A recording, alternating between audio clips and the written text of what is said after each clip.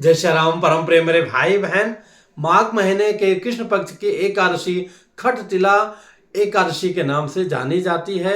इस बार 6 फरवरी 2024 को प्राप्त हो रही है। 7 फरवरी को प्रातः 7:10 से लेकर के 9:10 के अंदर पारण का समय है। खट तिला मतलब 6 प्रकार से तिलों का प्रयोग इस दिन करना चाहिए। वो इस प्रकार से है मेरे भाई बहन।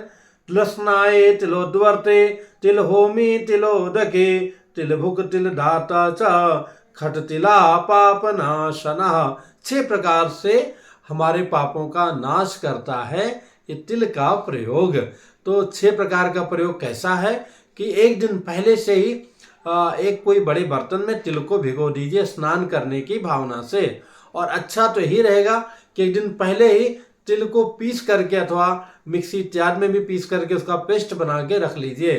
तो प्रातः जब उठिए आप एकादशी के दिन, तो पहले जो है तिल के पेस्ट से जो है पूरे शरीर में उबटन लगा लीजिए अथवा चेहरे में लगा लीजिए। इसके बाद में जो रात्रि में भिगोया हुआ जल है पहले सामान्य स्नान करके और बाद में छान करके उसी तिल मिश्रित जल से स्नान कर लीजिए।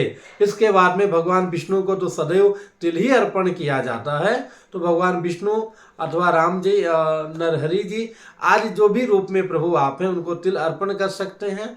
इसके बाद में तिल का हवन अवश्य करना चाहिए और इसके बाद में भगवान को तिल का भोग लगाना चाहिए, ब्राह्मण को दान देना चाहिए और जो है स्वयं तिल का लड्डू इत्यादि ग्रहण करना चाहिए। हाँ, अगर निर्जला हैं आप तो फिर अगले दिन वो तिल का वो प्रसाद ग्रहण कीजिए। उस दिन जो भोग लगाए उसको सूंघ लेंगे, सूंघने मात्र से भी वो खाने का असर हो जाता है। नहीं खाएंगे तो भी आपको पुण्य मिलेगा अगर आपने प्रभु जी को अर्पण कर दिया है तो जैसा कि हर एकादशी व्रत का नियम होता है, एक दिन पहले से लहसुन प्याज मांस मदिरा इत्यादि का त्याग करते हुए सूर्यास्त के पहले भोजन करके और पवित्रता से हमें सो जाना चाहिए। प्रातः उठ करके आसपास कोई नदी हो, तीर्थ हो, तालाब हो, वहां जाके स्नान करें। नहीं, घर में ही सामान्य स्नान करने के बाद से जैसा कि बताया था कि गंगा जल मिश्रित तो जल रहेगा ही, जो तिल का भीगा हुआ जल है उस जल से स्नान करें और भगवान जी की बढ़िया से सेवा करें। इस दिन कृष्ण भगवान की सेवा का भी बहुत बड़ा महत्व है और सत्यनारायण भगवान की कथा करा सकते हैं, कभी भी करा सकते हैं, लेकिन उस दिन तो विशेष रूप से कर सकते हैं। ऐसा भी कुछ नहीं कर सकते तो अपने ठाकुर जी को पंचामृत नहीं तो अथवा दूध से ही स्नान इत्यादि करके नित्य अगर 11 तुलसी दल अर्पण करते हैं तो उस दिन जो है कम से कम डबल कर दीजिए या उससे अधिक कर सकते हैं। रात्रि जागरण करना चाहिए, उसके पहले इस एकादशी व्रत का कथा श्रवण करना चाहिए और अगले दिन पारण करना चाहिए। कथा की बात उसी प्रकार से आती जैसे हर बार जो है युधिष्ठिर जी के पूछने पर भगवान श्री कृष्ण जी ने युधिष्ठिर जी को बताया था। यहाँ पे एक जगह और बात हो रही है, जो दूसरा स्थान है वहां दालभ ऋषि जी ने पुलस्त ऋषि जी को सुना रहे हैं ये एकादशी व्रत की कथा। और जो कृष्ण जी युधिष्ठिर जी को सुना रहे हैं वो भी बता रहे हैं कि एक बार भगवान विष्णु जी ने जो है नारद जी को ये कथा सुनाई थी। क्योंकि जो व्यक्ति जीवन भर ईर्ष्या करता है किसी व्यक्ति से अथवा व्यभिचार तो बहुत ही बड़ा पाप हो गया, ईर्ष्या मार्ग से भी अपने को बहुत दोष लगता है अथवा असत्य का भाषण देता है और भी नाना प्रकार के पाप करता है, जो भी पाप का वर्णन है उसकी चर्चा उचित नहीं। किसी भी प्रकार का साधारण पाप, महापाप इत्यादि करता है तो उन सारे पापों से मुक्ति मिलती है और जो भी बड़े पुण्य बतलाए गए हैं उन सारे पुण्यों का फल उसको अवश्य प्राप्त होता है। तो भगवान विष्णु जी ने भी बताया जो उनको नारद जी को कथा इसी प्रकार से है कि एक बार जो है प्राचीन काल में एक ब्राह्मण दंपत्ति थे और ब्राह्मण देवता जलपायु या असमय में चले गए। तो ब्राह्मणी विधवा अकेले रहती थी पर वो भगवान की बड़ी श्रद्धा से सेवा करती थी, गरीब थी तो लेकिन भक्तिमती थी, बड़ी ही भक्ति से भगवान की सेवा करती थी।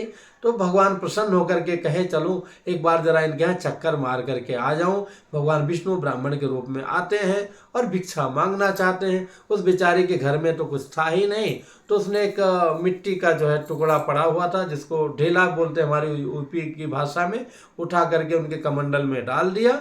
और उस दिन ये एकादशी का व्रत था, खट तिला एकादशी का, पर उसको पता नहीं था।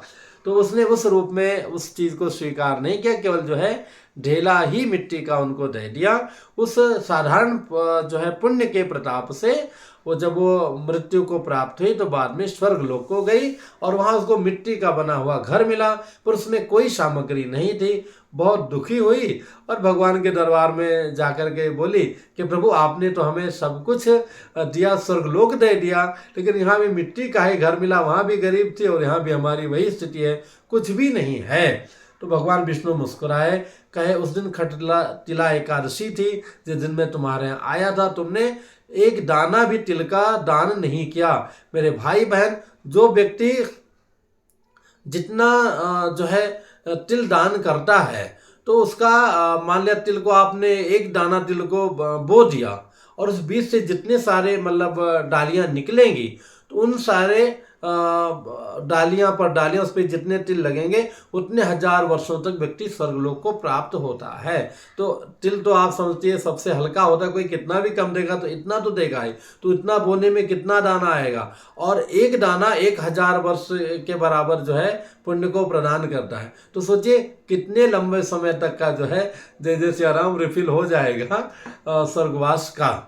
तो इसलिए जो है तुमने एक भी दाना तिल का दान नहीं किया था, इसलिए तुम्हारे यहाँ कोई सामग्री नहीं है। तो क्या करूं प्रभु, कहे आने वाले पुनः जो है खट तिला एकादशी का व्रत करो। उसने श्रद्धा विश्वास पूर्वक किया और भावना से किया, निश्चित उसको सब कुछ वहाँ प्रभु कृपा से प्राप्त हो गया। हम लोग भी श्रद्धा विश्वास करेंगे तो हमें भी हर चीज़ प्राप्त होगा। और जैसा कि बताया गया है कि कितने भी बड़े पाप क्यों ना हो उनसे मुक्ति मिल जाती है, और जितने बड़े सत्कर्मों का पुण्य है वो हमें एक साधारण सा दिखने वाली इस खटला एकादशी व्रत से अवश्य प्राप्त हो जाएगी। मेरे भाई बहन, आगे अयोध्या जी से संबंधित कैसे जाना है, वहाँ क्या क्या दर्शन करें, किन मंदिरों का करना अनिवार्य है, आज वीडियो आपको प्राप्त होता रहेगा। उन वीडियोज को भी आपको लगेगा तो शेयर कीजिएगा। पुनः मिलूंगा एक नई जानकारी के साथ में। जय सिया राम।